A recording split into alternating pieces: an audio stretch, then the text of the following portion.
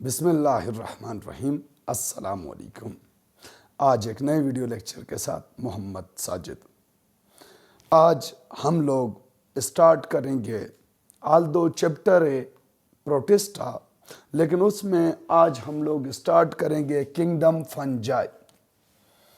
अब हमारे पास सबसे पहले किंगडम फंजाई की जो स्टडी है उसे कहा जाता है mycology. The study of fungi is known as mycology. अब study of fungi is known as mycology. Why? Because the word fungus derived by Greek word mucus। हमारे पास ग्रीक वर्ड है mucus। ये mucus का मतलब था बेसिकली फंगस, और mucus से फिर वर्ड बना माइकोलॉजी, यानी स्टडी ऑफ फंजाई। अब हमारे पास सबसे पहले फंजाई की डेफिनेशन कि ये आपके पास कैसे ऑर्गेनिज्म हैं। तो what is fungi? Those heterotrophic, non-motile, on which cell wall present may be either unicellular or multicellular living organism। यानी कि जब आप इसकी डेफिनेशन करेंगे तो डेफिनेशन में सबसे पहले इनका मोड ऑफ न्यूट्रिशन हेट्रोट्रॉफिक, इनकी मोटेलिटी में नॉन मोटाइल, इनके सेलुलर करेक्टर में cell wall present made up of chitin, और सेलुलर ऑर्गेनाइजेशन में भी यूनिसेलुलर और मल्टी सेलुलर ऑर्गेनिजम्स को हम लोग कहेंगे फंगस या फंजाई। अब हमारे पास अगर फंजाई की classification according to kingdom based हम देखें तो before 5 kingdom classification fungi placed in kingdom plantae. 5 kingdom classification से पहले जो फंजाई की क्लासिफिकेशन थी वो इन किंगडम प्लांटी थी, because of similarity with plants. Fungi की सिमिलैरिटी की वजह से विद प्लांट्स इसको 5 किंगडम क्लासिफिकेशन की से पहले क्लासिफाई किया जाता था किंगडम प्लांटी में। लेकिन after 5 kingdom classification now a separate kingdom of fungi. 5 kingdom classification में हमारे पास जो फंजाई है वो आपके पास बेसिकली एक सेपरेट किंगडम है। क्वेश्चन ये है कि why separated from kingdom plantae? तो on the basis of difference from plants. इसका मतलब ये हुआ कि fungi having some similarity with plants but also differences with plants। तो पहले हम लोग डिस्कस करेंगे similarity of fungi with plants. Similarity of fungi with plants में नंबर 1 नॉन मोटेलिटी। आप सबको पता है कि प्लांट्स नॉन मोटाइल हैं, और फंजाई की डेफिनेशन में ही मैंने ऐड किया नॉन मोटाइल ऑर्गेनिज्म। तो फंजाई और प्लांट्स दोनों में सिमिलरिटी है नॉन मोटेलिटी। दूसरे नंबर पे यहां पे सिमिलरिटी में है प्रेजेंस ऑफ सेल वॉल।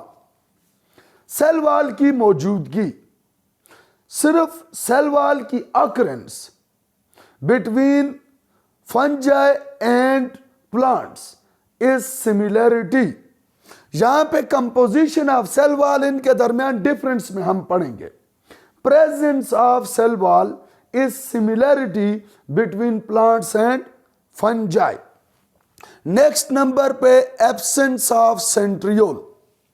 दोनों में plants and fungi both lack the most important cell organelle which is known as centriole। अब यहां पे एक जो है वो जनरल बात आपको बता दी जाए कि those organism in which centriole is absent, there will be spindle fiber formed by the nuclear membrane। इस बात को याद रखना है कि अगर आपसे कोई पूछे कि in plants and fungi centriole is absent, then how mitosis takes place without centriole, because the centriole is majorly responsible for the spindle fiber formation. तो आपने बताना है कि nuclear membrane is responsible for the formation of spindle fiber. Next number पे similarity, both of these organism form spores. Fungi में भी spores बनते हैं और प्लांट्स में भी स्पोर बनते हैं.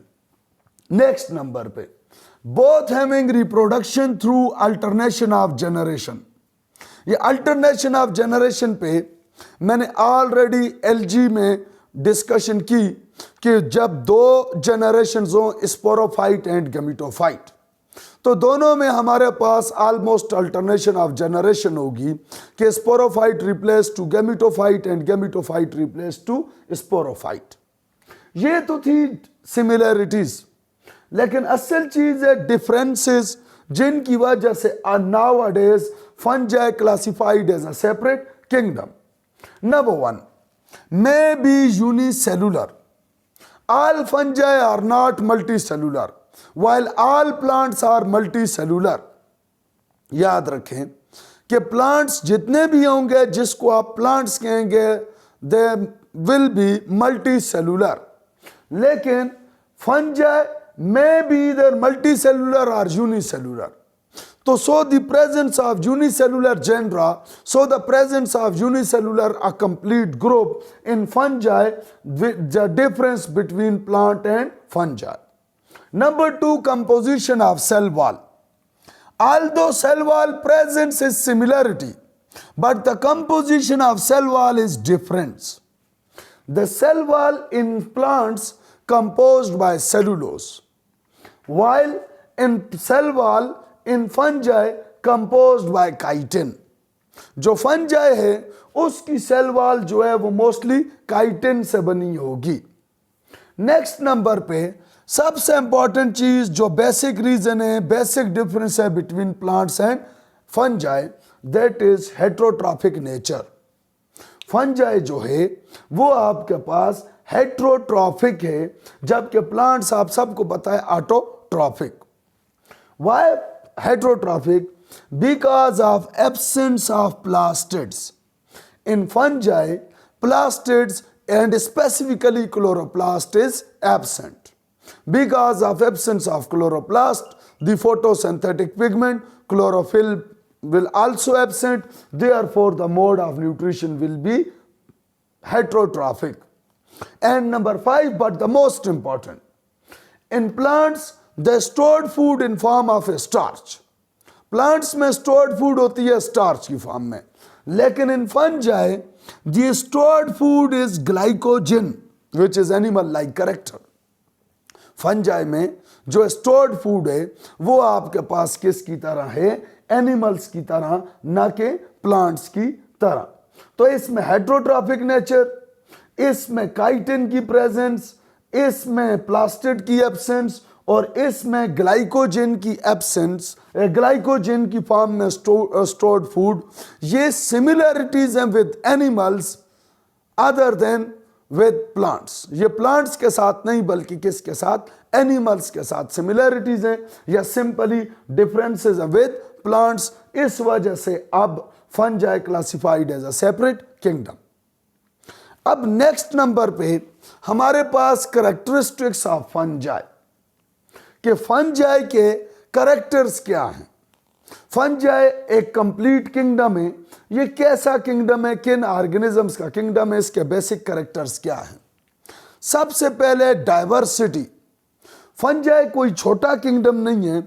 Almost 1,44,000 species present in kingdom fungi according to Encyclopaedia Britannica. हमारे पास 1,44,000 स्पीशीज हैं किंगडम फंजाई में.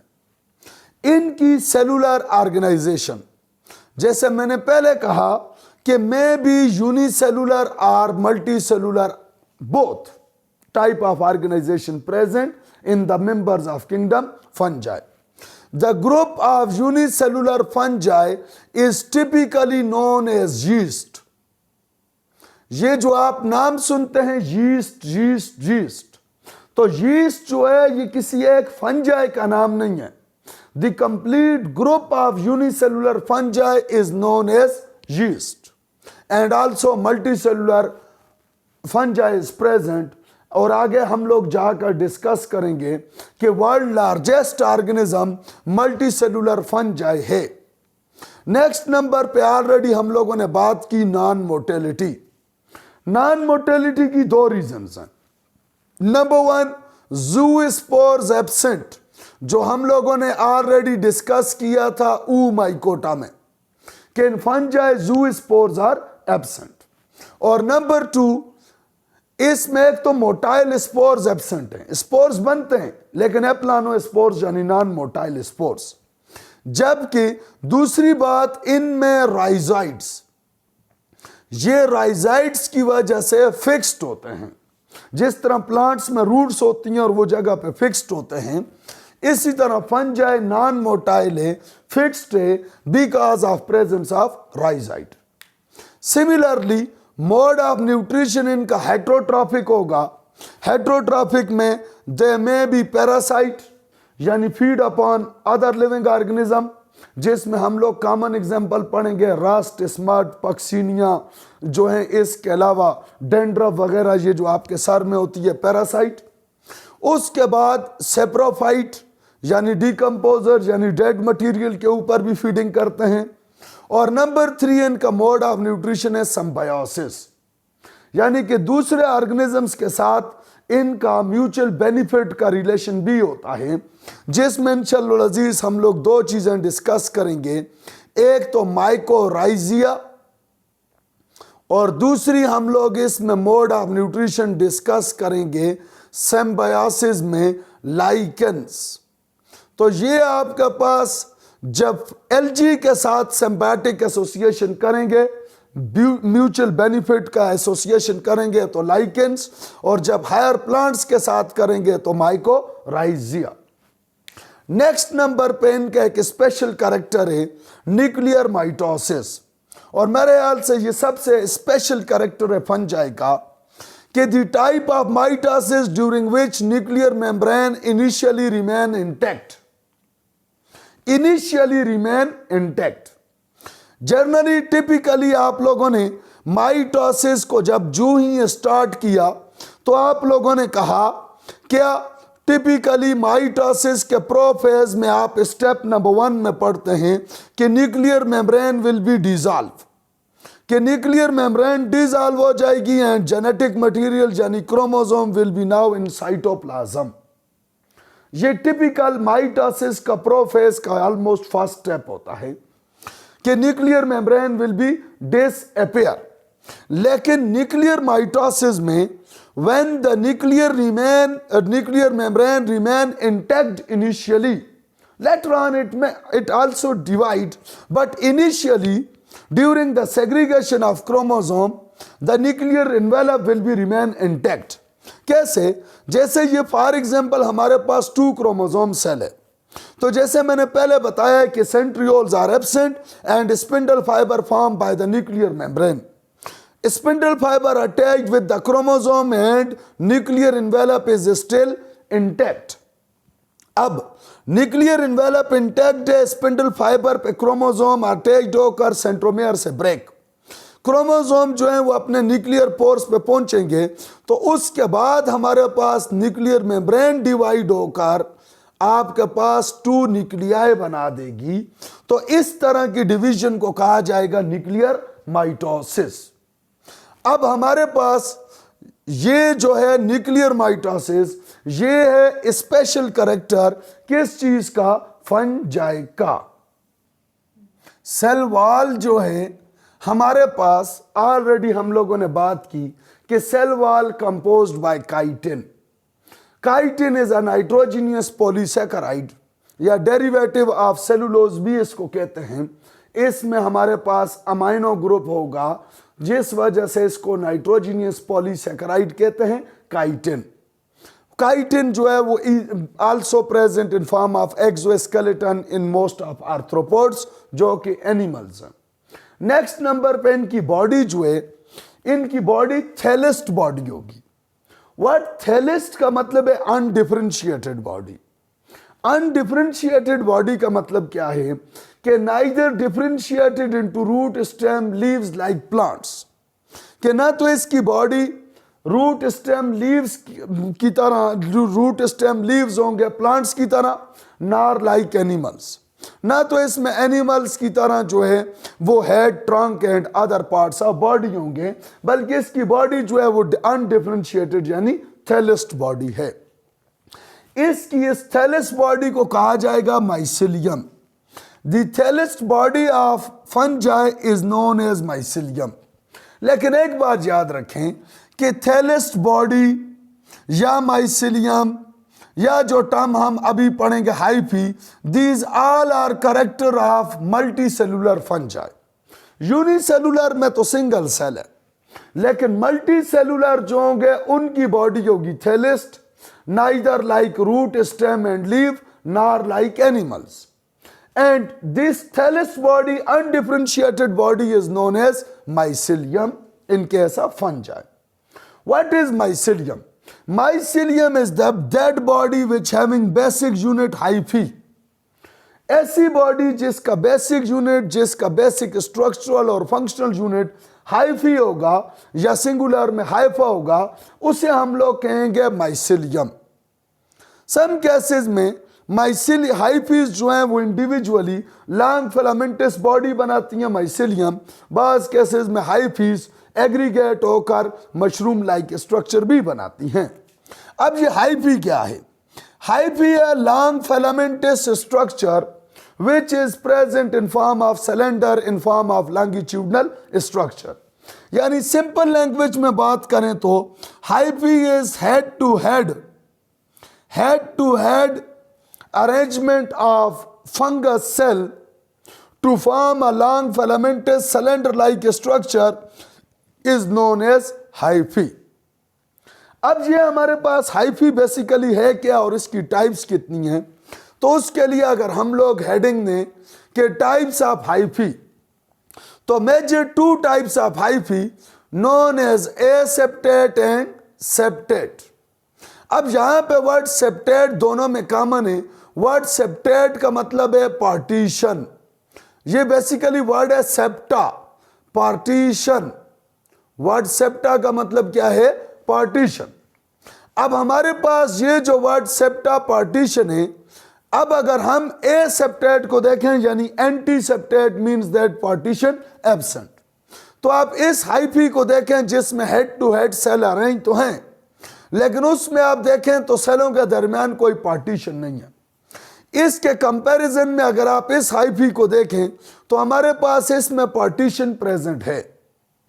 अब जब ए सेप्टेट में पार्टीशन नहीं है तो आप सेल को देखें, आप बॉडी को देखें तो उसमें मैनी न्यूक्लियस ब्लू कलर से नजर आ रहे हैं, यानी इसकी अपीयरेंस जो होगी वो होगी मल्टी न्यूक्लिएटेड। मल्टी न्यूक्लिएटेड के लिए एक और टर्म भी यूज होती है जिसे कहते हैं सिनोसिटिक। तो ये ए सेप्टेट हाइफी का ही दूसरा नाम होगा coenocytic. The term coenocytic mean multi nucleated. तो मल्टी न्यूक्लिएटेड तभी होगा जब सेप्टा नहीं है, जबकि जब सेप्टेट है तो सेप्टेट की हमारे पास टू टाइप्स हैं। नंबर वन, इसमें आप देखें तो सेप्टा मौजूद है, पार्टीशन है। इसमें आप देखें तो सेलों के दरमियान सेप्टा मौजूद है, पार्टीशन है। जब सेलों के दरमियान सेप्टा हो, when the partition present and only single nucleus present in between septa and cell, तो सिंगल की वजह से मोनो और न्यूक्लियस कैरियोटिक। तो ऐसी हाइफी जो कि मोनोकैरियोटिक यानी कि हमारे पास सिंगल न्यूक्लियस वाली होगी, उसे कहा जाएगा मोनोकैरियोटिक हाइफी सेप्टेट में, और वो सेप्टा की वजह से ही न्यूक्लियस सेपरेट हो रहे हैं। लेकिन इस केस में देखें सेप्टा तो है लेकिन एक सेल में सिंगल नहीं बल्कि दो न्यूक्लियस है, टू न्यूक्लियस, इसलिए ऐसी हाइफी को कहा जाएगा डाइकैरियोटिक। अब चूंकि आप देखें तो मल्टी न्यूक्लिएटेड के लिए टर्म थी सिनोसिटिक। जब सेप्टा नहीं है तब मल्टी न्यूक्लिएटेड है, उसके लिए टर्म यूज की सिनोसिटिक।